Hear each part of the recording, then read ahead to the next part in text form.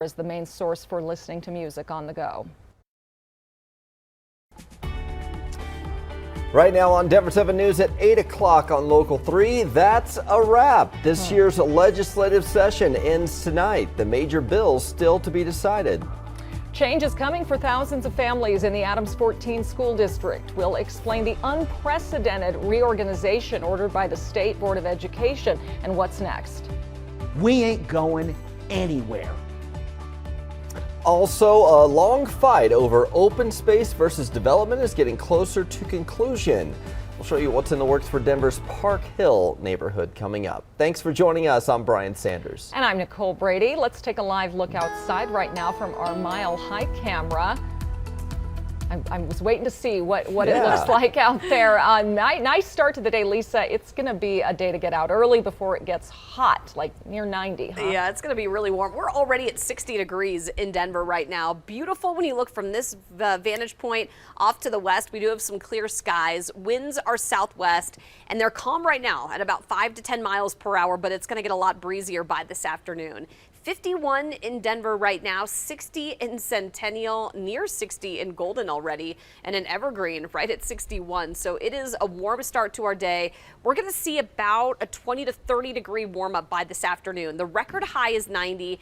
Denver's going to be at right around 88. Low to mid 80s near Castle Rock and Parker. Upper 70s near Evergreen. Boulder today, a high of 85. So it is going to be warm and dry. Unfortunately, as those winds kick up, fire danger is going to be high. Not only today, but also tomorrow. It's going to be a little cooler, but actually windier on Thursday. We'll take a look at that on the Super 7 Day coming up. And the drive on 6th Avenue is looking a lot better, even though you will still find a little bit of extra traffic here on that eastbound side coming from Wadsworth and Sheridan. From the camera back here at Sheridan, you can still see some of that heavy stopping of traffic. We did have a crash right there by Federal, way over to the side, but it's still kind of just heavy little pockets of slow and go traffic. You come to a stop and then you get going again on that eastbound side. So that's why the drive time is still over 20 minutes trying to make your way over here to I-25. So I-70 could be an option, or Colfax could be an option. Still maybe some slight delays around that earlier crash on the westbound side of Arapahoe trying to get past Revere Parkway, but really that crash is basically gone. The rest of the drive looking heavy for us, including to the south side or southbound side of I-25, and also a little volume push right around Church Ranch heading through Highway 36. An unprecedented action. The state school board votes to strip Adams 14 school district of its accreditation and order reorganization after years of poor performance. Yeah, Denver 7's Veronica ACOSTA joins us live this morning in Commerce City near Adams City High School. Nothing would change today, Veronica, but I'm sure a lot of families there are wondering what the future holds. That's exactly it. Nothing will change here at Adams City High School. The day's going to go on as it usually does. Students will get here this morning. They will go to their first period. They'll go to lunch. And then, down the line, they'll go home for the day. And that's really going to be the case at all Adams 14 schools across the district. The change comes with this reorganization process. So the first step in that process is creating what's being called an organization planning committee. That committee, their job is going to be coming up with a new plan for the district. That plan is one that community members will be able to give their feedback on. Now, part of that will require working with an outside management company. That company is called TNTP. During a meeting back in April, the school district came up with its own plan to fix some of the issues it was facing. Those did include stronger systems around the teacher learning cycle, improving student performance through shared accountability systems, and of course some other measures as well. That wasn't enough though. District leaders told us losing this accreditation isn't ideal, but does make them strengthen their commitment to their students. We ain't going anywhere. Our superintendent, our leadership team, our school board, we came into this knowing this wouldn't be easy. Turnaround never is. What they care about is my school going to be there next year? The answer is yes. Are the teachers that I know and trust going to be given the opportunity to do their job? The answer is a categorical yes. As far as that reorganization process goes, that's not going to happen overnight. Officials say it could take more than a year for that to be in place.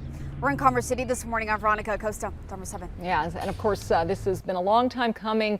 A timeline here to give you some context. Since 2010, Adams 14 has received the state's 2 lowest performance ratings. And since 2011, its 4-year graduation rate has stayed at least 11% below the state average. Consistent leadership has also been an issue. Since 2008, the district has had 7 different superintendents. Well, today is the last day for state lawmakers to pass any new legislation onto the governor's desk. It is the last day of this year's session. A number of bills are still hanging out there, though, so a lot of work to do in the final day. In the House, Republican representatives are asking bills to be read out loud in their entirety, which is allowed under the state constitution. They hope to leave Democrats with little time to pass some of the more controversial bills. Denver 7's Jessica Crawford joins us from the state capitol this morning with a look at some of the bills that are coming down to the wire. That's right, Brian. And one of the bills that we have had our eyes on for months is that fentanyl bill. So it's moving on to a conference committee to see if they can get to a final version of it. This comes after last night when the House could not pass a version approved by the state Senate. As written now, it increases penalties for those in possession of the deadly synthetic opioid. The threshold for felony charges is 1 gram instead of 4. The measure also puts millions of dollars towards drug testing and treatment. Another measure helps address the hospital staffing problems that arose during the height of the pandemic. The bill requires each hospital to create a committee to come up with a nursing staffing plan. That plan would be sent to the state and posted online.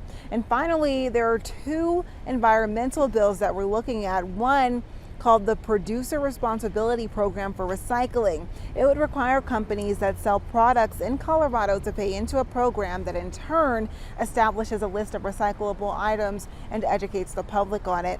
That would also create incentives for those same producers to use recycled products. Plus, there's a bill that is meant to make new homes and other buildings more energy efficient. That's still under discussion. The state would have to come up with an energy code by 2025 that exceeds international standards. The bill also creates grant programs to convert public building HVAC systems to electricity. Now, while these bills are still on the line, there are a number of bills that have already passed, from reproductive rights to universal preschool. We will have a little bit more information on that later on in the show. Live in Denver, I'm Jessica Crawford, Denver 7. Jessica. Mesa County Clerk Tina Peters is once again barred from overseeing her county's elections. A judge removed Peters as Mesa County's designated election official for this year's primary and general elections. Peters, who is running for the Republican nomination for Secretary of State, is accused of tampering with her county's elections equipment. Deputy Clerk Belinda Niley is also barred. Denver 7 reached out to Peters for comment, but we have yet to hear back.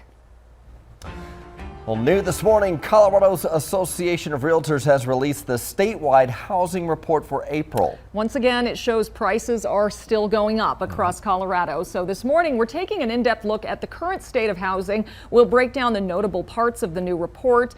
And as buying a home becomes more out of reach for many, an economist weighs in on the impacts of permanent rentership. Also, a new housing community created to help older adults who are being priced out of their current homes.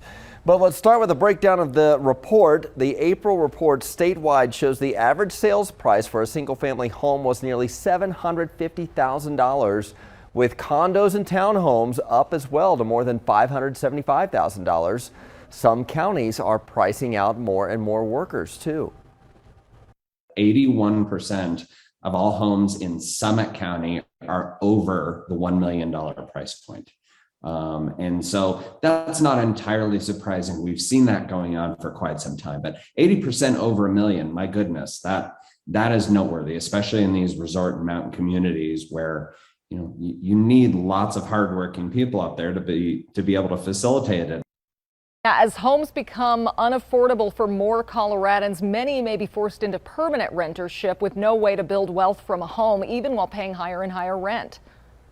The benefits to homeownership are so far above and beyond the benefits to renting, right? If you rent, you pay the same amount that you would pay for a mortgage every month, but your money is essentially, getting thrown away. You're not building any equities.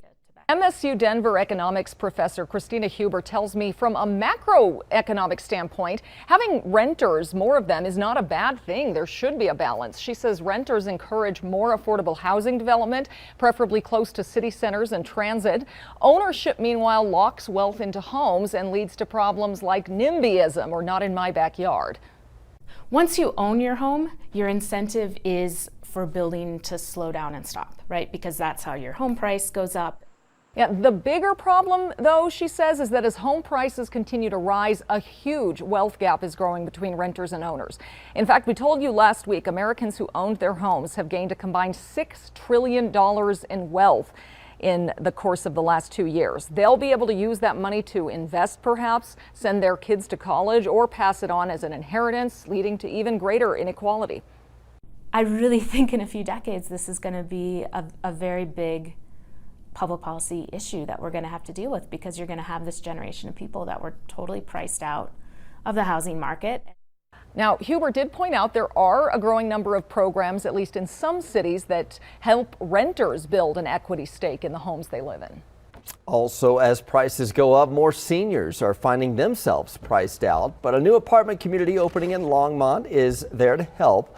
The apartments at Cinnamon Park have 25 units for lower income seniors, and they still have some openings, so you can apply for spots through senior housing options.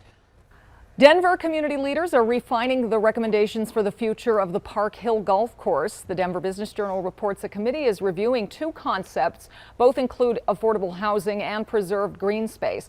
The 155-acre property is now owned by a developer, but it's under a conservation easement. There will still need to be a city council vote before it could be developed. No surprise, the government says prices are still going up, but there is a silver lining to the just released inflation report. Also, if Elon Musk takes over Twitter, why he says he would let former President Trump back on the service.